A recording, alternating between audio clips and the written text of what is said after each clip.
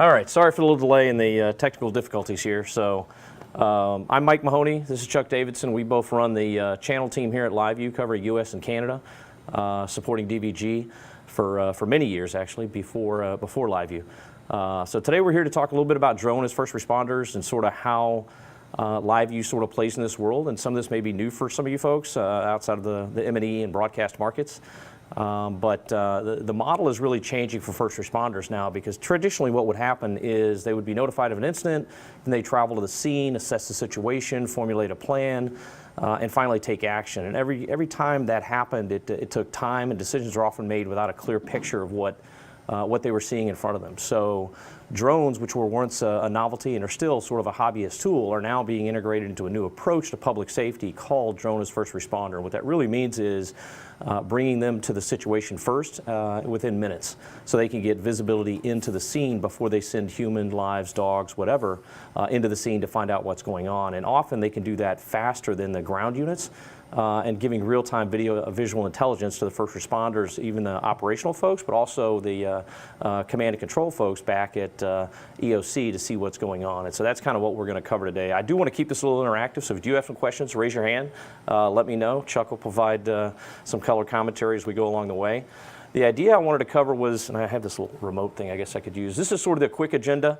Again, I may not get to all of this, so we may get to the Q&A, we may can get to the technology partners. That's going to go over a few different use cases that are outside of public safety with critical infrastructure and other places that we see UASs and UAVs going for. And at some point, if somebody wants a copy of this, let me know, because what I am learning in this new market is for all the broadcast acronyms we're familiar with, they got a whole nother set in this world. So UAV, UAS, those are all sort of unground or unmanned air surveillance, unmanned aircraft, whatever you want to call it. They've got a million different acronyms. So for those, there's a lot of people familiar with LiveU today, or no? Few people? Okay. So just to give you an idea, we'll just start a little bit about where we came from. We're founded in about 2006, and we're sort of the leader in IP video transmissions for news and broadcast, basically with our LRT protocol. We're going to talk about it here in a little bit. But it was initially designed for live production to allow basically newscasters to get their news stories back to the station in a quick and efficient manner without always having to reserve a SAT truck or a microwave truck and bring 3 engineers on site to sort of raise the tower and sort of figure that out. And so the idea is, how do you take a broadcast technology and apply it to a new market to enable all those things we just talked about in terms of first responders and what they really need, so they can get mission critical situational awareness. And so, you know, this is kind of the proof in the pudding of where we've been and what we're doing. Just to give you an idea, we're probably about a 60% market share in broadcast and probably 40% in sports. And then obviously there's other markets that we cover with corporate and house of worship and others. But today is really about the first responders and sort of the operational use cases. But it's not a new market for us. We've already done a lot of work with some of these agencies around the world. And a lot of it has been about public affairs at all levels, including city, state, federal. And the typical use case is live pressers or news coverage, but basically anywhere where they want to get information for internal comms, where it's just secure information between the agencies, or whether it's from where they're at on site to the public, right? And so that use case is not new, and we've already got a lot of these folks today. The difference is now, how do we take that from a press coverage or a public affairs use case into an operational use case, which really not about the broadcast or the messaging, it's about visual intelligence, right? And so some of the places you may be familiar with this and may not is for large events like the coronation, where we had built up a private 5G for the broadcasters to make sure they could get their signal out when everybody else along the route turned their phones on, or where half the world actually participated in worldwide elections last year, to the RNC, DNC here locally in the States, where we actually did private cellular connectivity, so that even when you were in one of those venues, if you were lucky enough to get in, you weren't able to everybody turned their cell phone on when someone walked on stage, there was no signal. And so we basically carved out a private 5G network so that the broadcasters could still get a video signal through. And that's why, depending on whatever network you were watching, they were still able to get a signal from the show floor when everybody else couldn't even get a signal on their phone. And so the idea is now, again, how do we walk through that with public safety and apply that into operational use cases? So before we jump into that, I mean, really what it's about is, how do I get that video in real time, highest quality, lowest latency, right? And so what happens is, typically what happens when I've got a dog here with a camera on its nose, or I've got a drone, I've got a pole cam, whatever, the video gets stuck, or it gets stuck with a drone pilot, or it's not getting to the actual place it needs to go. And then the problem is too, everybody crowds around the pilot. So as Chuck's driving the dog or someone's flying a drone, it's always the people around them want to crowd in and look what they're doing, because that phone that's actually driving that controller is literally just, that's the thing that gets the real-time video. And so what we're trying to do is say, let's take that video and share it so the pilots and the operators can do their job, and everybody else can actually see that intelligence within a reasonable time to make a decision, right? And so what LiveU's trying to do is really put the easy button on that and saying, you know what, let the operators and the pilots fly and drive, and let everybody else do their jobs as well, right? And it's really about that low latency and high quality that we've come to expect in broadcast, but it's not an option in public safety. It's more of a expectation. And so if you had to paint a perfect picture of what does this really look like, it's really about all the different major trends and challenges on the left side. So this is kind of a blueprint for success in this world, right? So all the cameras that can be anywhere, right? Could be drones, could be cars, could be on uniforms, but it could be in helicopters and low-flying planes as well for surveillance and overwatch. So really, if you had a blueprint for success, you'd be able to take all that footage, apply multiple IP streams to it, right? Build an IP highway of multiple lanes so that no matter what happens, I've got a backup to the backup to the backup, so that signal gets to where it needs to. But I also need to be able to distribute it not only to the officers in the field, but to mobile command centers, to an actual EOC, and ultimately end up getting into a video management system for evidentiary purposes, right? So it's really about them being able to get access to that video after the fact. So it's not just operational at the time, but it's also after the fact they're going to use that video for a number of reasons. And we'll go through a couple of those use cases here in a few minutes. So before we get started on just sort of what are the use cases, let's just make sure we all have a clear understanding of what is bonded IP? How does LiveU make this workflow a reality, right? And it really starts with our protocol, LiveU Reliable Transport, right? So at the end of the day, what this kind of looks like, and this is a typical point-to-point workflow. You're going to have one stream, you're on a network, let's say a Haivision. This is an example of what a Haivision does with SRT, right? They take a video signal in, they go across a LAN or a fiber, and then they decode it on the other side, and it's a high-quality experience. Granted, you had to have fiber to do that. What LiveU says is, with our protocol, I want to be able to do this in the field instead of having to have common devices like MiFis and cell phones and Starlinks and try to mix all that together. What if you could actually combine all these things together and then actually have a protocol that does the work for you and say, you know what, I'm going to combine all those different sources and make one large highway, and it doesn't matter where the data bits go along the lanes, as long as it gets to the other side in the highest quality, right? And so that's the idea. Does that make sense so far? I see shaking heads. And so if you kind of put that into a graph form, really it's about, okay, I've got 4, 5, 6 different lanes of highway traffic, right? IP traffic, whether it's cellular, whether it's satellite, whether it's LAN, WAN, doesn't really matter. The LRT protocol sort of has the advanced knowledge to know how do I get that from A to B, even if I'm missing a few data bytes or a few data bytes are sort of behind, and then how do I combine that into the largest pipe possible to make sure I get that consistent video signal, right? So if you're in the field and you use a MiFi puck, you may only get 1.5 megabits. That's not going to give you video. It may give you audio. You're going to need somewhere around 4 megabits to get some video out. But if I can actually average that now and get that above that line, well, now I've got a chance to get video out. And this is how you see hurricane reporting in Florida when the hurricane season's coming up here in June. You're going to see reporters out there from all the different networks. A lot of times there's no cell, there's no LAN, there's no WAN. They're using a number of Starlinks, and that's how they get their stories out, right? So it all just depends on the situation. But the next part is what happens when the bandwidth fluctuates on all these different networks, right? So what does that kind of look like? So what happens is if you when that bandwidth starts to fluctuate, you're going to start dropping packets. You're going to start losing things, and then you're going to get the result that a lot of people don't want, which is, okay, I'm going to get dropouts, scratches, whatever I'm going to get on the bad video. So what you really need is not only a protocol that says I'm going to take all these lanes of traffic and get it to the other side, but I need to be able to, and this is PowerPoint magic here, what I need to be able to do is flexibly take that bandwidth and move it as that bandwidth changes over time. Right? And so if you're on the move, if you're on the go, if you're in a helicopter, if you're in a moving vehicle, whatever it is, the idea that I can flexibly change that based on the number of bars I get on the traffic for cellular, Starlink, doesn't matter, then it kind of adjusts all that. It makes sure that the video on the other side doesn't have those drops, right? And that's sort of a visual way to look at that. So then really the technology behind the scenes, and I won't get all of the detail of what this is, really about LRT, and so it's got all of this magic in the, behind the scenes that really kind of does the work, right? So it's looking ahead, it's doing the forward error correction, it's adaptive. All these kind of magic things are sort of what makes it happen, but it's really about the acknowledge and resend too, because that makes sure that what I send in is what I get out.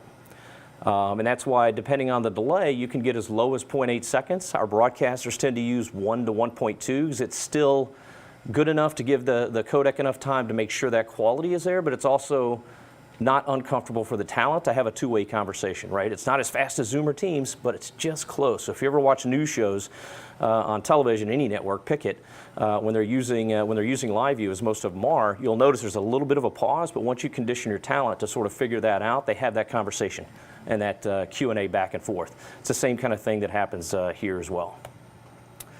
So I won't get into all the details, but you guys can read that later. There'll be a test.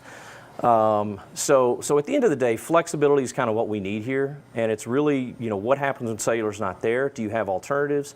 We're actually now have a lot of customers that are using LEOs, which is Starlink, OneWeb, and eventually Kuiper, to be able to plug those in, and those can actually connect via Ethernet or via Wi-Fi, and so a lot of our devices already have that built in, and so you can actually get, on our smallest unit, even three LEO satellites. So that way, if you had no cellular whatsoever, we can't really invent it, but if you're in the middle of, I don't know, a forest in northern Florida and there's just no cellular, you can actually plug 3 Starlinks in. And we watched a test with FDOT that actually did this out there and actually put 3 Starlinks into a unit. We're still able to get video traffic out of there for surveying purposes. So again, for us, LEO is just another IP traffic lane.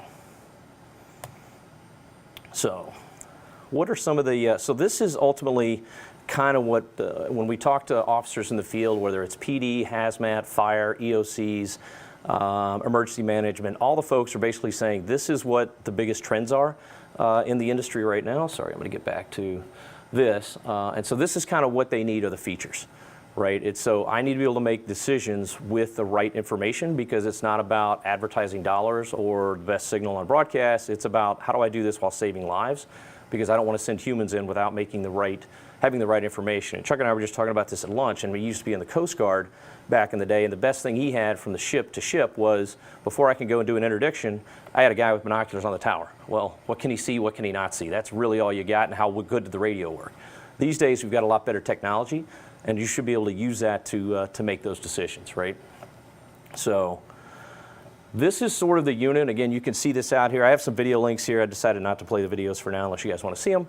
But we've got them out there. But this is the new unit we made that's a tactical unit from the sort of the broadcast blue and orange that everybody's used to on our backpacks and units. So that's bright and great, but when you're in an operational situation, especially if you're at night or you're in military, you don't really want that bright blue and orange out there. So we kind of built a black unit and said, all right, put it all in there. I had marketing actually make a black backpack, and then I opened it up and there was bright orange. I'm like, oh, you guys didn't get it. But the idea that they need to be able to have that LCD screen that they can modify and make it down, but just not have all that bright in the system. But this is kind of what the unit does. It's got it's kind of a Swiss Army knife. Everybody thinks about it as just video encoding. That's certainly its primary function, but we'll go over a couple of other modes that this thing can do as well, which really provides sort of a nice turnkey solution. But this is what you would see in the field. It actually goes over the shoulder. In a lot of cases, they're putting on their belt like they need something else. I don't know if we've got some marketing pictures with the guy just all kitted up, and all of a sudden he's like, dude, I got to add another 3-pound device right here on my right side. Thank you. Where do I put the gun? So it gets kind of interesting. But on the receive side, this is where it kind of gets interesting, right? So we've got a 2000 receiver, which is really where we decode these feeds. So there's 2 places. We can either decode the up to 4 feeds, which could be up to 4 drones or cameras or what have you, and bring those back into the system. But then, and that could be going to command and control. It could be a command center, because you're going to get physical connections out, right? So I'm going to feed a multi-viewer in broadcast terms. But then the other option is, for a lot of our customers, is I'm going to actually add a cloud channel too. And what does this do? This allows me to not only feed the high-resolution video to the command and control and EOCs and other places, but also with the cloud channel, I can now do a demo where you're going to be able to see, okay, now the officers in the field can see that footage in mere seconds versus waiting to go to the command bus and take a look at the feed, right? And so that's the real difference. And so the way we're doing this is we're actually sending the video up, we're decoding it in the background, creating an SRT stream that's called a video return in broadcast terms, and then we're creating a link that is a unique link that then they can share via a QR code, as you see in the middle, and then anybody with a cell phone will be able to click on that, and they can share that internally, they can share it with other agencies, but now it's not as secure as they might want, but in an operational mode, sometimes it's what they need. And so it's all a matter of security versus how fast do you need it, right, is always the conversation. And we can do up to, AES 256 and all that wonderful stuff, but this is the easy way for them to get that feed. So if you get a second, scan this code and see if, did it go? There it is. Yeah, scan that code and see if you guys get the return feed. We've got our unit running in the booth over there, and it's got a live feed in there. And you should be able to see, I don't have my phone on me, or Chuck, you could scan it. But the idea being this will pull up just a web page, which is a unique link that then goes to that video feed, and then that should be a live feed. What happens too is these links that we're creating are expiring links or exploding links. So you can actually do it just for the mission or operation and have that expire. Or if you know that the team is only going to go out 1 week, you can have it go from an hour to unlimited. But the idea being I want to be able to share this video much easier and get a live feed of whatever the device is that they want to look at and not have to bother the pilots or the operators. What you're seeing actually is it's not the live feed, you're seeing the video. I'm fitting the video loop, yeah. Yeah, it's the live video loop that I've got in there. Sorry, I didn't plug in the camera. I tried to rig up the dog, but you get the idea. You're actually, and that's the quality of video that you're going to see. And the nice thing is that's actually pretty good. You can actually broadcast that on a 4K TV or projector, and it looks pretty good. I'll actually show the demo here in a second and see what that looks like. So what are some of the use cases where we're seeing this in place? The first one is UAS or DFR. So when you hear DFR, I probably should really define that real quick. Drone as a first responder is something new, right? The first iteration of drone as first responder was really officers or pilots, certified pilots, would put a drone in the back of the car and they'd have 1 or 2 of those pilots on every shift that would go around, and they want to put that drone up, they'd have to stop, go to the trunk, pop the thing up, go fly it, and that was sort of their response, right? But then you're tied to one person wherever that location is. Where's the issue? Normally it's not, you're not lucky enough for them to be in the same place. The next iteration of drone as first responder, or what I call 2.0, is autonomous drones. And so what happens is now you're going to have companies like Skydio, for example, that's leading the charge. And what happens is instead of having a drone in the patrol car, you're actually going to have drones in docks on top of buildings. And this is what they just did up in New York. And then you're going to have a command center where operators are ready to fly the drones remotely. So an incident calls in, that drone gets up in the air. They're using the camera and AI to fly it to avoid buildings, and it's got object avoidance. It can actually reach up to speeds of 45 miles an hour. It can fly in wind and rain and weather. But then it's going to give you a frontline picture of what's happening 9 times out of 10 before the officers are even on the scene. And in some cases, we've seen perps that would actually surrender to the drone. Please get down to the ground, turn around. You're like, really? It's a drone, but it's happened. These are live videos. But it also gives them information on what you've seen. If you get a chance, go check LinkedIn or YouTube for a video from Bernalillo County in New Mexico from about 3 weeks ago. 2 14-year-old kids got out there and were messing around and had a gun, and the officers were showing up on scene. But the problem is they didn't know what was going on, and so this could have turned to a deadly situation really quickly. What happened with the Overwatch, they were able to see that it was 2 14-year-old kids. They were able to talk them down over time, and instead of getting to a situation where someone pulls a gun and an officer's going to have to shoot, they were able to say, you know what, you need to put that down, and they kind of settled that situation down. But they wouldn't have had that without the drone view of what was going on overhead because they were walking around buildings. So again, to me, you have to look at drones always as a privacy versus security conversation, but it's also about, can you save lives? And I think if you go follow the hashtags drone for good, that's where you're going to see all the information of how are these things being used to actually impact people's lives in a positive way. It's not just safety and security. There's many other things out there. Again, ask questions if you want. So this is kind of the workflow use case, and I kind of walked through this a little bit, but basically you've got a drone operator, the controller. This is kind of what Chuck was doing with the dog. You would take a USB-C to HDMI or an HDMI out or even an IP, depending on the drone, and plug it straight into the controller. What the LiveU is doing now is multiplying that signal out, as we discussed with the decode, and then sharing that with everybody else that needs to see it. But it can do it in as low as 0.800 seconds up to the cloud, add 250 for the video returns. You're about 1.2 seconds. After the live footage. So it's pretty nice, and it's not something this market has ever done before. What they're trying to do now is hockey pucks and Starlinks and OneWebs, and the problem is they keep getting one-lane highways that won't solve the problem because it's good until it's not. Oh, I got a FirstNet SIM, that's great, still only one SIM. And what happens when you get to a situation? Everybody turns their FirstNet phones on. Well, then guess what? AT&T's not so great anymore. So it's really about load balancing what you're trying to do. I threw in a couple of use cases here just so you guys can see where we've been using this. One of these was, not too far away over in Westerville.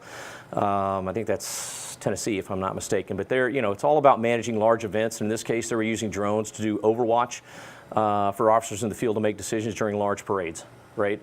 And the idea is just to be able to say, how do we get that footage there so before they react to a situation that's happening in large crowds, they can actually get that visual intelligence. Another example in the UK was they were able to sort of connect their EOC out to the situation because a lot of the officers are so dispersed and far away, they just don't have visibility into which lane should I be in, which block am I going to be on. And again, so it's about EOC playing sort of the quarterback to all the officers in the field because they're not all on just one parade route, they're all over the place, right? Which kind of leads us, I know I'm skipping a lot, kind of leads us into a little bit of like FIFA's coming up. How are we going to do sort of that crowd management and control? So a good example of, again, for us, we don't really care what the camera, the drone, or the operator is. It's really about the, how do I get that signal out?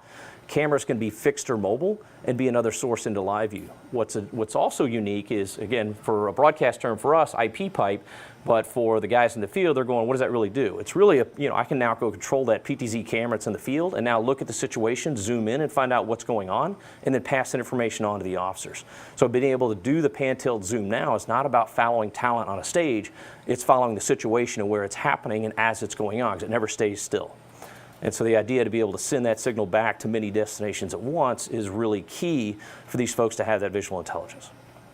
All right, and that's just one. That one's one example. You may have seen one of these at a Home Depot or Lowe's parking lot, right? That's that little thing. If you ever go to the Home Depot or Lowe's, that's basically a solar-powered camera with IP in there, so there's no electricity provided because the solar is doing all that. And would imagine what would be is a LiveU inside of there that's now sharing that video stream back to an EOC. That's sort of the idea, right? And then another example would be. Oh, go ahead. So you're showing an IP pipe backwards as well. Sure. As far as control back. I don't remember ever seeing that with LiveU before. How are you able to control it? Yeah, great question. So what IP pipe is, for those who are familiar with the LiveU encoders, it basically makes the encoder think it's on your 192.169 network back at the facility. It makes the encoder think that. And what happens is that means the controller back at EOC is able to control the PTZ commands from that camera because it thinks it's on the same network. Right? So it's basically creating that tunnel to the remote area as if your network cable is already there. It's on your 192.168 network and it thinks it's there. And we basically dedicate a 1 megabit pipe across the LRT signal above what we're doing of audio video and say, here's your command and control. So you could actually do PTZ, you could do color and shading, whatever you could use across that little 1 megabit pipe. That's kind of what IP allows you to do. That's only with LRT? It's across LRT. It's using the LRT bonding. But any of our encoders would support this outside of Solo Pro, and it's a license that we can turn on if you ever wanted to try it out. A good example in broadcast for this is when we have remote units, let's say for a city council meeting that has 3 or 4 PTZs, instead of always sending a production team on site and they have to do all the switching, it's like, wait guys, just put one of the LiveUs there, put all the feeds in there, bring your PTZs back to your control room and bring the remote feeds, and now you're controlling the meeting from your control room where you live versus always going to City Hall or whatever the remote meeting is, right? Same kind of idea is to use the PTZs to do that, and we're sending the video and audio, but we're also sending the command and control. Great question. All right, so we're back to another one. This was Hudson PD, and this is really about Overwatch surveillance for what they were doing, and the idea again of just getting that back because they're trying to make sure officer safety was happening, and this was up in Mass. Again, another use case for drones. Let's go to, so another one that I've seen here, disaster response. This is something I see in Florida a lot. I had a picture early on the slide deck, and you may not have noticed, but it was basically a big bunch of rocks that looked like a building fell down, and you have to go find things. We use canines a lot of times for that, but you also can use dogs and other things to get in there. And this is an example of a robot with a camera. It's going to go in there and find, hey, where's the survivors? Where do we need to focus, right? And so dogs can sniff it out, but these things can go in places where you can't normally send humans to be able to find those survivors faster. Again, being able to share the video in a place you wouldn't normally think. So that's just another example. One interesting note, I was talking today to somebody, the dogs I think are becoming more relevant because the Pulse nightclub shooting in Florida was a really good example because law enforcement was not able to put the roving asset into the building for obvious reasons of what happened in there. But had they had a dog, it would have been able to navigate the obstacles that were inside the building.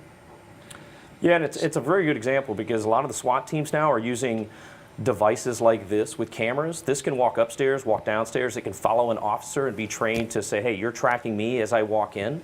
So there's a lot of these different devices, and all of them have cameras. What nobody thinks about when they build these expensive devices is the controller is the only thing that sees video. LiveU is now expanding that to share that video with the people that need to see it, and that's the biggest thing.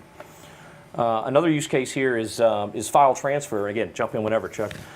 Is file transfer. And so imagine now, instead of being in an operational situation where you've got PDFD, imagine you're a Department of Transportation in any state and you've got to inspect all the bridges, power lines, dams, airport runways, anything that's part of the critical infrastructure. And you're like, well, how do I get all the information, right?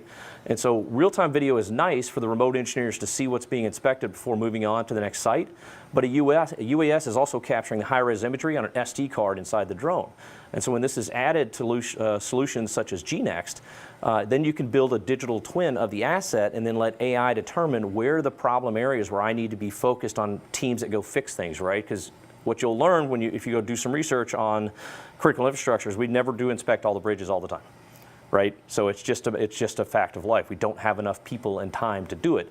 But if we can scan as much as we can and let AI go, you know what, instead of me having eyes on every time to try to figure out where the problem areas are, why don't I let some AI do that and tell us where to focus based on what it's learned, right? And so what LiveU is doing there is saying, you know what, let's keep the surveyors and mappers in the field, but while they're surveying, it's live video, engineers can watch and say zoom in here, do that, so they can make real-time decisions on where they're surveying. But then what happens is they get this high-res imagery that builds the digital twin, and it's on an SD card.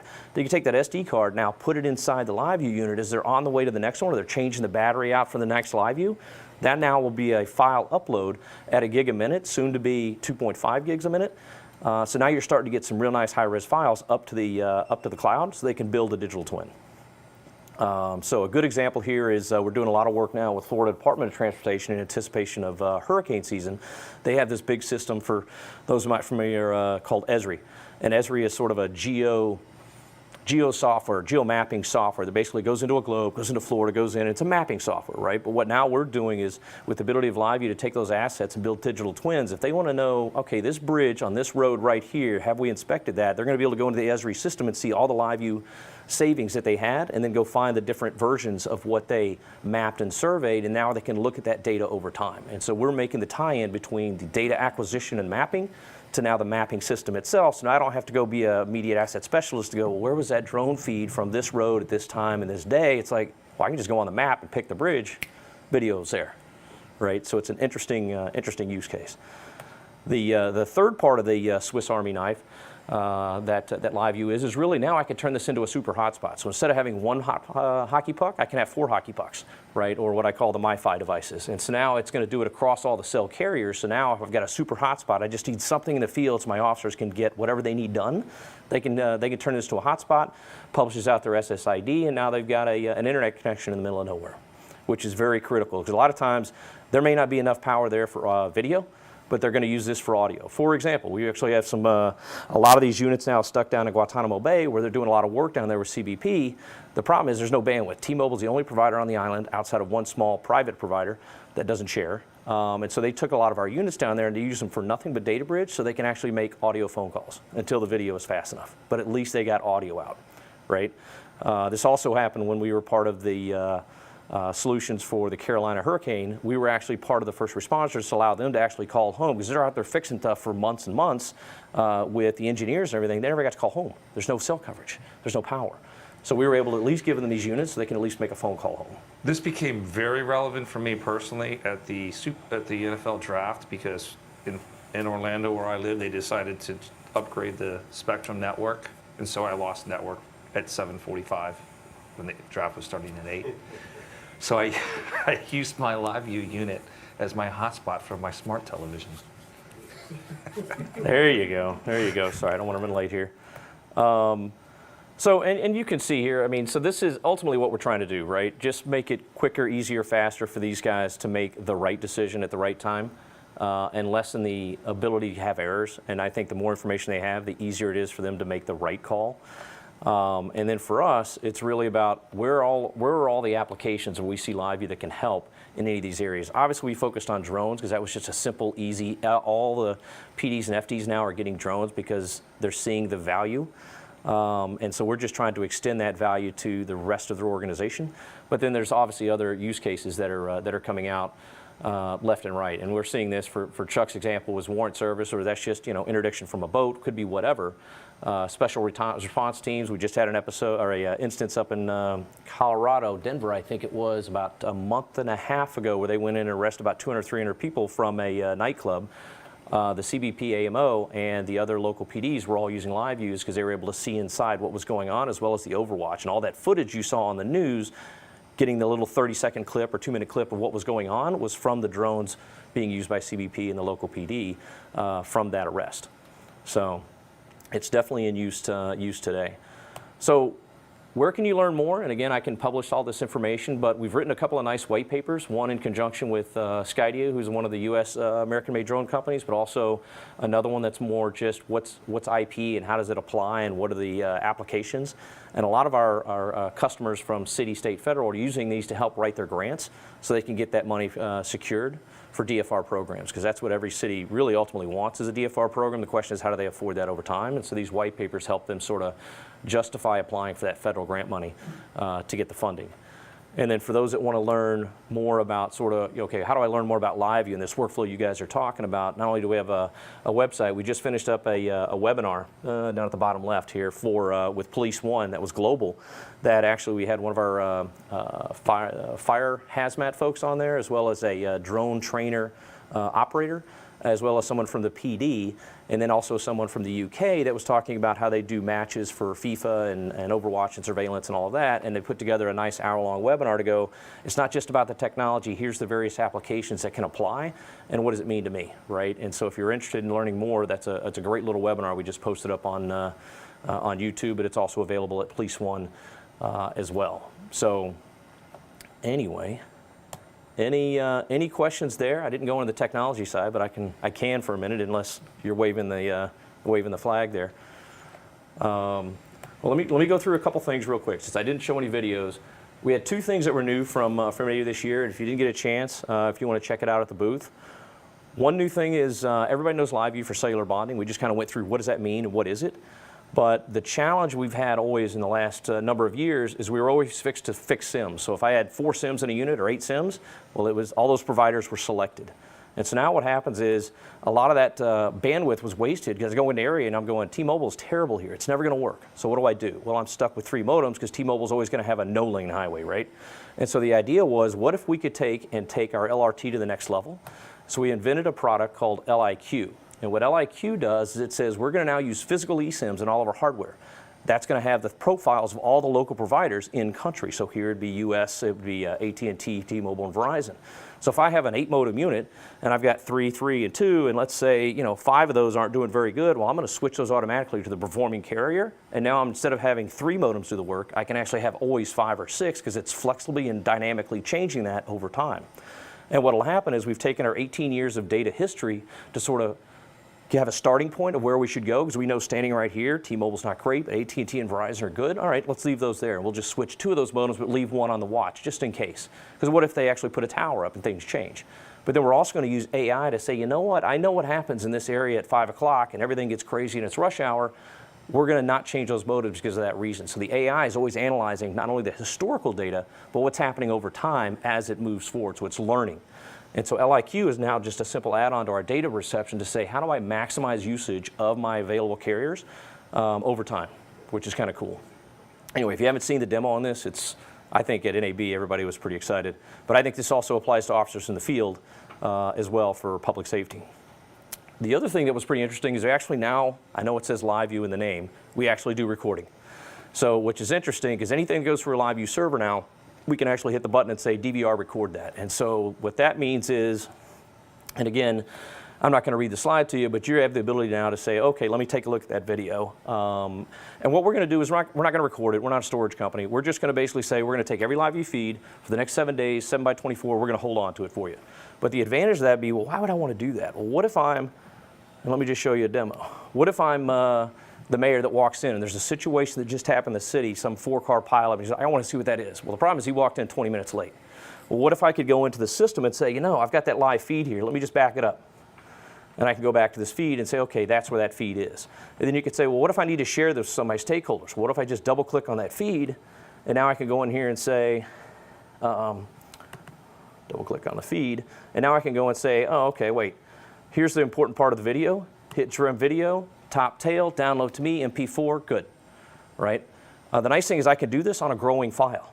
And so what happens is now we're going to give access to all the growing LiveU feeds to anybody that obviously with permission has access to be able to look at that DVR, back the footage up, top and tail, and tell a story.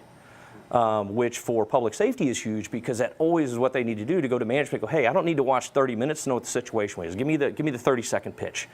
In broadcast, I think this is huge because let's say you're doing a lot of live events. Problem is, what if you had that shot?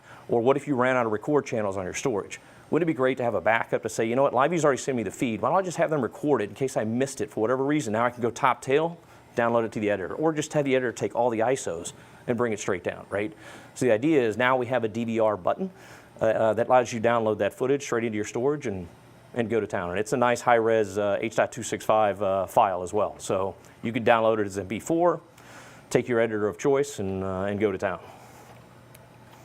So sort of a nice feature. And for those that don't know, LiveU is always available for, sorry, I'm trying to get back over the slide, is always available for rental as well, which this option is as well. So if you end up doing rentals and you're like, hey, I'm renting a LiveU, can I turn on a record channel? Absolutely. That's available. So those are the two big announcements from an AB, and I'll just go through real quick since we only got a few more minutes. How did I get back to? Oh, there we go. I could have just clicked over there. Why do I feel like I'm running 3 windows? Give me 1 second. There it is. All right, perfect. So, next. There we go. First time driving. So these are some of the manufacturers we've already done testing and work with. Obviously, I mentioned Skydio and Brink. But these are some of the, these guys are actually the video management or RTCCs. You ever walk into some of these places where they got all the traffic cams into one camera and build a real-time crime center or an emergency operations center?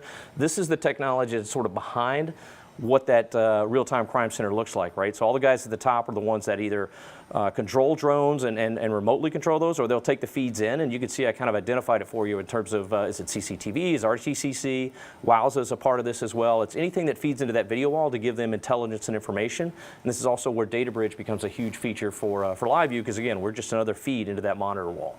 Right, so if you're looking to get into this market, or if you're into it already, these are some of the major players that take all that video. So you're like, well, I see the LiveU video, I know how to make an operational decision, but what's on the other side? Well, on the other side is at City Hall. They're going to have a real-time crime center somewhere, and that's where all those video feeds are coming in, so that all the higher ups can make those decisions.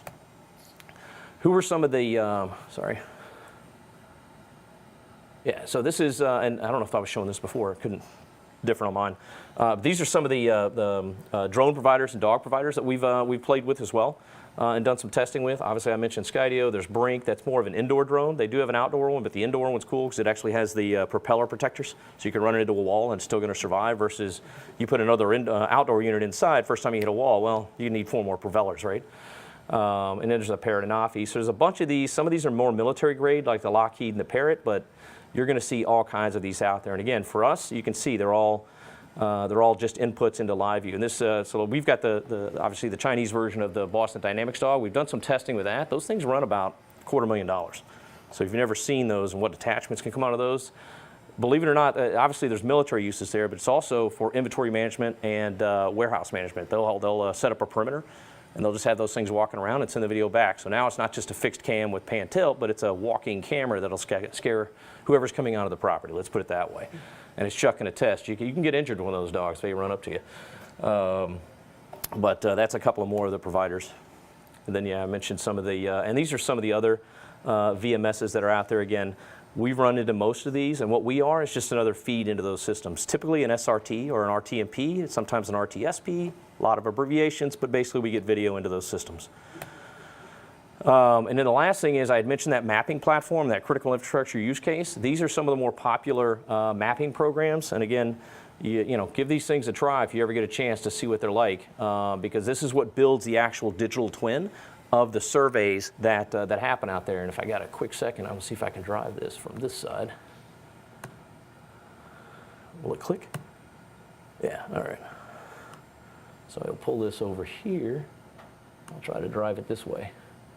But let's just go to, well, let's go to accident reconstruction. So basically what they did is in about a 10-minute drone flight, they were able to go in and build a true measure of what that is, and now they can get calculations, distances, volumetrics, all this information just on an accident reconstruction from one drone flight, which is pretty sick. And the trick is, it's not the actual drone, although the drone's acquiring the footage, they're basically taking the live feed and whatever's coming on that SD card, throwing it up to a software like GeneX, and this is what's allowing you to build all that and do all the volumetrics and the measurements in real time, and then share this via a web page that anybody now can have access to. So it's really, really easy to sort of do that. And there's many examples of doing this for structures, dams, bridges. And again, once you start getting into the AI, again, AI is not going to help in this case. This is more for insurance, but once you get into the AI, it gets really interesting on where it sees the problems, especially airport runways where you can see cracks, or dams where you can see cracks.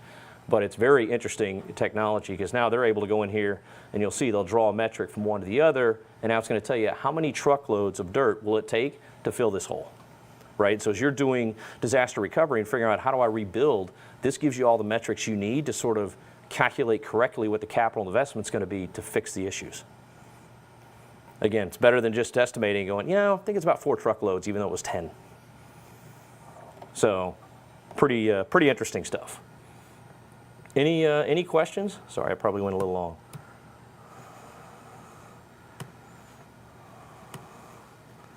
But that's all I had. I will share this for everybody who wants it. As you guys